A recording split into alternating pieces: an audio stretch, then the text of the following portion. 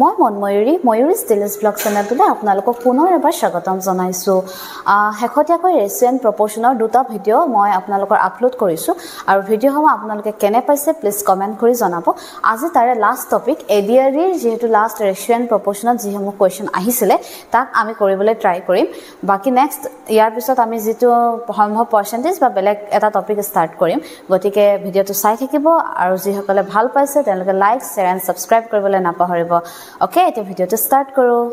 এডিআৰইৰ degree ব্যাচেলৰ degree যিখিনি question আহিছিলে ratio' and প্ৰপ'ৰ্চনৰ সেইখিনি কোৱেশ্চন আমি ডিসকাস কৰি আছিলো এইখিনি কোৱেশ্চন অলৰেডি হৈ গৈছে আপোনালোকে আগৰ ভিডিঅ'টো নিশ্চয় চাইছে আৰু যদিহে চোৱা নাই মই ভিডিঅ'টো লিংক দি দিম এইকেইটা কোৱেশ্চন ইয়ালৈকে ডিসকাস কৰা হৈ গৈছিলে তো আজি আমি আহিম কোৱেশ্চন নম্বৰ 5 এনেকুৱা এটা কোৱেশ্চন হয়তো ক্লাস 8 নহলে ক্লাস 9 ৰ এনসিআৰটি খনত আপোনালোকে পাব কোয়াড্ৰিলেটাৰেল লেসনটো পাব গতিকে মই হেকাৰণে কৈছো যে আপোনালোকে হাতে এনসিআরটি মেইন পঢ়িব তো এনসিআরটি 8 9 10 যদি আপোনালোকে পঢ়ে ম্যাথছ হওক বা সোশ্যাল হওক তো এনসিআরটি বহুত বেছি ইম্পৰ্টেন্ট হয় এটাটো একেবাৰে ইজি হয় তো হয়তো ম্যাক্সিমামে পাৰিব কি কৈছে ইয়াতে the angles of a quadrilateral are in the ratio of 1:3:4:7 the difference between the largest and the smallest angle is okay তো কি হয় কোয়াড্ৰিলেটাৰেল এটা যদি আছে যিকোনো এটা কোয়াড্ৰিলেটাৰেল আমি জানো যে কোয়াড্ৰিলেটাৰেল গুটেই এংগল কেটা প্লাস কৰিলে আমাৰ টোটালটো কিমান হয় 360 ডিগ্ৰী হয় গুটেই এংগল কেটা তো এতিয়া ৰেশিও কেটা কি আছে 1 3 4 and 7 তো এই গুটেই কেটা যদি আমি এড কৰো তেতিয়া হলে আমি কিমান পাম 15p আৰু 15p ইকুৱেল কিমান হ'ব 360 কিয় 360 হ'ব কাৰণ এটা চতুৰ্ভুজ এটা কোয়াড্ৰিলেটাৰেল গুটেই এংগল কেটা প্লাস কৰিলে কিমান হয় 360 ডিগ্ৰী হয় আমি যদি কাটাকাটি কৰো পাছেৰে যাব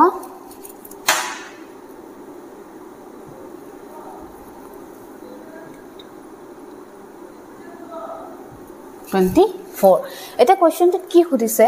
difference between the largest and the smallest angle difference between the largest and smallest angle that means সবতছে ডাঙৰ এংগলটো কিমান হয় 7 আৰু সবতছে সৰু এংগলটো কিমান হয় 1 হে এংগল দুটাৰ মাজত ডিফাৰেন্স means পাৰ্থক্য তো 7 - 1 কিমান হ'ব 6p তো 1p = যদি 24 হয় তো 6p = কিমান হ'ব 6 * 24 তো आंसर কিটো হ'ব এটো 144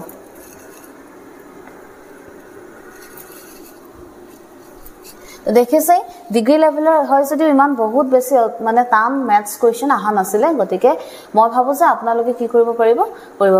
ওকে তো হেকিটা কোৱেশ্চন আসলে ডিগ্ৰী লেভেলৰ এতিয়া আমি হাইছো হাই সেকেন্ডাৰী লেভেলৰ যিখিনি ৰেচিঅ' এণ্ড প্ৰপ'ৰ্চনৰ কোৱেশ্চন আহিছিলে তো the first question to solve কি কৈছে if x/3 equal to y/4 equal to z/7 তেতিয়া হলে x + y + z/2z equal to কিমান হ'ব তো এনেকত কিমান হয় x equal to আমি কিমান লম 3 এবিলাক আপোনালোকে যেটা কৰিব তেতে লিখি নললো হয় মই জাস্ট বুজাবৰ কাৰণেহে লিখি দিছো z equal to কিমান আৰু 7 ইয়াতে আপোনালোকে k এটা ধৰিব পাৰে ন ধৰিলো কোনো কথা নাই ইয়াত k এটা লগাই লিখিব পাৰে তেতিয়া হলে কোৱেশ্চনটোত কি উলিয়াব দিছে x + y + z/2z okay तो x plus y plus z किमान होगा 14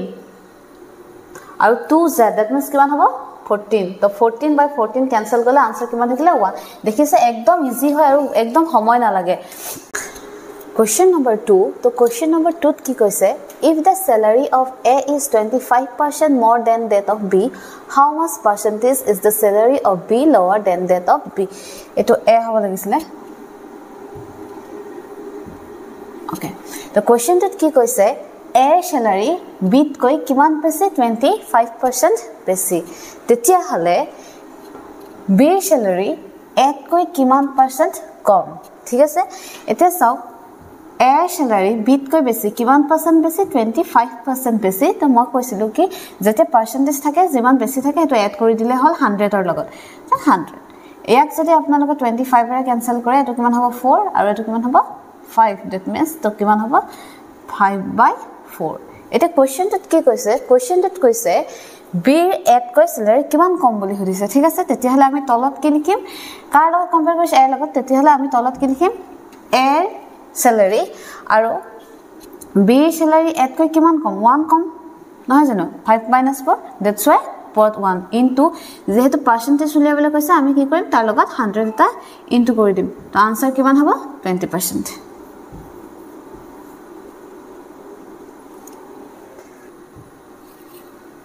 okay so question number 3 কি কৈছে 45% of a number is a same as 30% of another number of b the ratio of the first number to the second number is কি কৈছে 45%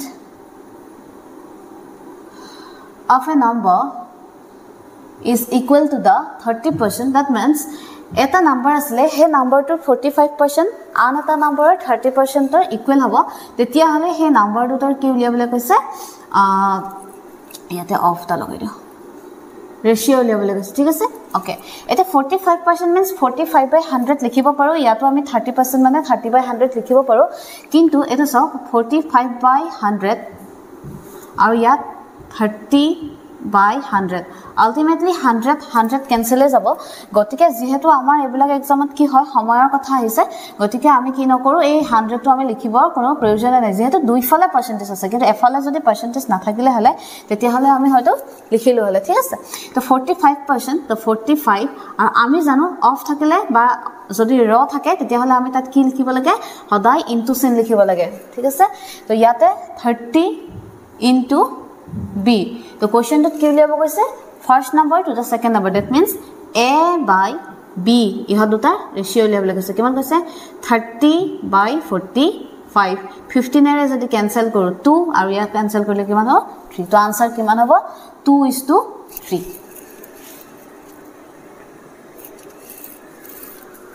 high secondary level at iman basic question aha nasile ratio and proportional degree level ote basic question ahisile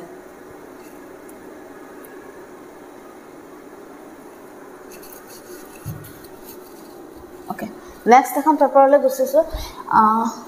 okay next এখন paper লৈ গৈছো ADRE driver equivalent previous year question paper তো ইয়াতে question এটা কি আছে if a is to b equal to 2:3 এটো মই ভাবো যি সকলে মোৰ আগৰ ভিডিও চাইছে তেওঁলোকে আৰামসে পাৰিব 2:3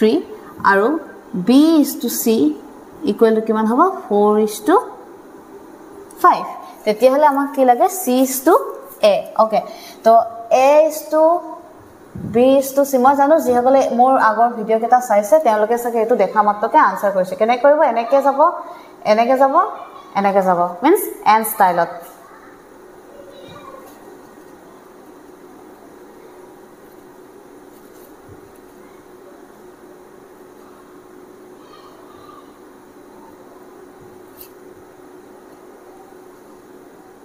eto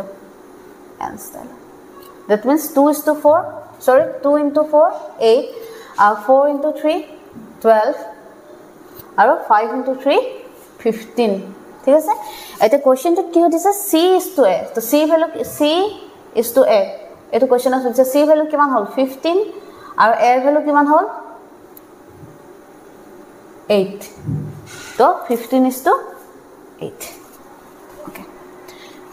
যদি এনেকে নকৰে আপোনালোকে এলসিএম লব লাগিব এলসিএম লৈ মিলাব লাগিব সময় বেছি লাগিব ঠিক আছে তো এনেকটো আপোনালোকে এখিনি কৰিলে বাকিটো চাই আনসাৰ কৰিব পাৰিব অপচনৰ পৰা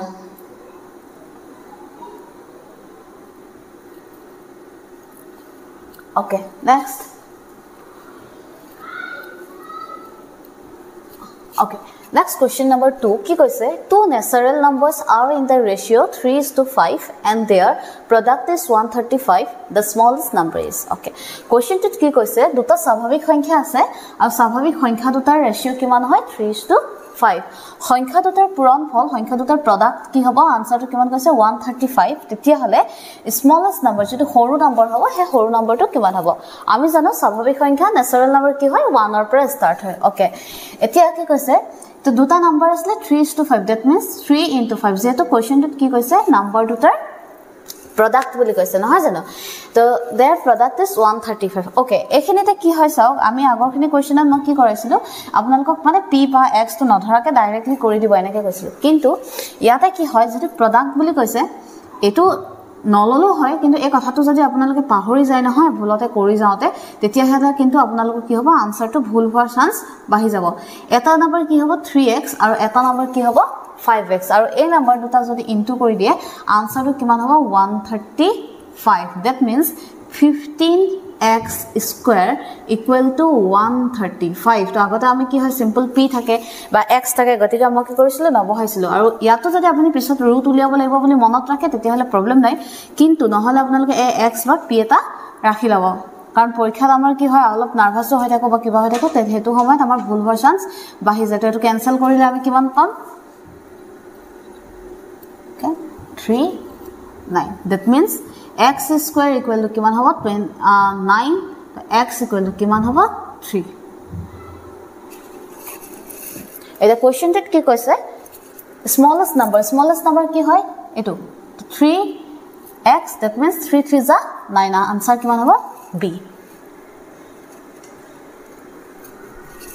যদি আপোনালোকৰ বুজাত কিবা কনফিউজ হয় আপোনালোকে মোক কমেন্ট কৰিব পাৰে নহলে বা ইনষ্টাগ্ৰামত ডিএম কৰিব পাৰে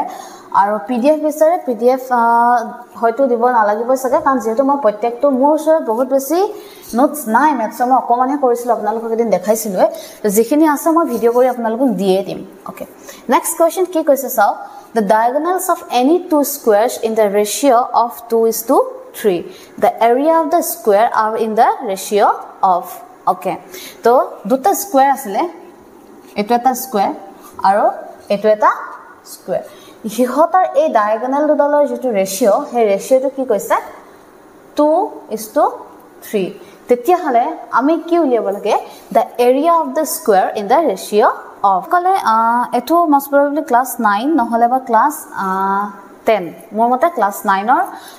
এনসাৰটিত আছে এটা থিওৰাম আছে কি যদি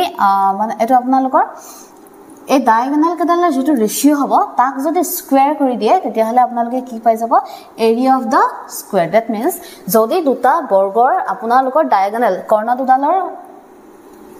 দিয়া থাকে কৰ্ণ দুডালৰ অনুপাত দিয়া থাকে তেতিয়া হলে হে অনুপাতক যদি আপোনালোকে স্কয়াৰ কৰি দিয়ে তেতিয়া হলে কি পাই যাব তাক যদি বৰ্গ কৰি দিয়ে তেতিয়া হলে কি পাই যাব এই বৰ্গ দুটাৰ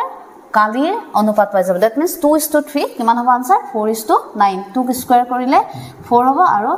3 স্কয়াৰ কৰিলে এটো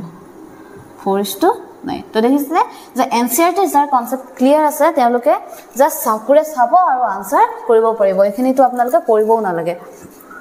নেক্সট আহিলে ক্লাস 10 গ্ৰেড 4 লেভেলৰ হয় তো দেখিছে থাৰ্ড গ্ৰেড হোক বা ফৰ্থ গ্ৰেড হোক প্ৰত্যেকটোতে ৰেশিও এণ্ড প্ৰপোৰ্শন বহুত বেছি ইম্পৰ্টেন্ট হয় ওকে তো নেক্সট এটো কোৱেশ্চন কি কৈছে the ratio of the radius of two circle is 2:3 the ratio of the areas of two circle okay এটা চাওক দুটা সার্কুলার এরিয়া সরি এটা সার্কুলার এরিয়ার ফর্মুলা কি হয় এটা সার্কুলার কালির ফর্মুলা কি হয় পাই r স্কয়ার ঠিক আছে ওকে তো দুটা যেহেতু দুটা সার্কেল আছে তেতিয়াহলে আমাৰ কি হ'ব পাই এটো মই জাস্ট বুজাবৰ কাৰণে কৰিছো আনসাৰটো আপোনালোকে জানে পাই ক্যান্সেল কৰি দিও তো r1 বাই r2 ঠিক আছে তো সাৰ্কুলাৰ যেহেতু ৰেডিয়াস দুডালৰ অনুপাত দিয়া আছে গতিকে তাক স্কয়াৰ কৰি দিলে আমি কি পাই যাম কালিৰ অনুপাত পাই যাম দ্যাট মিন্স 4/9 4:9 ওকে ক্লাস 10 লেভেলত এইটোই কোৱেশ্চন আহিছিলে তো ইমানতে হেক হৈছে এৰিয়াৰ ৰেশিও এণ্ড প্ৰপোৰ্শন নেক্সট হয়তো পাৰ্সেন্টেজ বা চাইলো কোনটো টপিক পঢ়া গতিকে আপোনালোকে চেনেলটো চাই থাকিব আৰু যদি হে বেলেগ টপিক লাগে যে পাৰ্সেন্টেজ না বেলেগ টপিক লাগে তেতিয়াহলে কমেন্ট কৰিব তো মই হয়তো পঢ়াই কৰি দিম তো নেক্সট এইখিনি যদি হৈ যায় এইখিনি যদি কনসেপ্ট ক্লিয়াৰ হৈ যায় তেতিয়াহলে আপোনালোকে মই ভাবো যে যিকোনো টপিক ক্লিয়াৰ কৰিব পাৰিবই তো ওকে তো আজিলে ভিডিওটো ইমানতে সামৰণি মাৰিছো আপোনালোকে যদি ভাল পাইছে তেতিয়াহলে লাইক কৰিব শেয়াৰ কৰিব এণ্ড সাবস্ক্ৰাইব কৰিব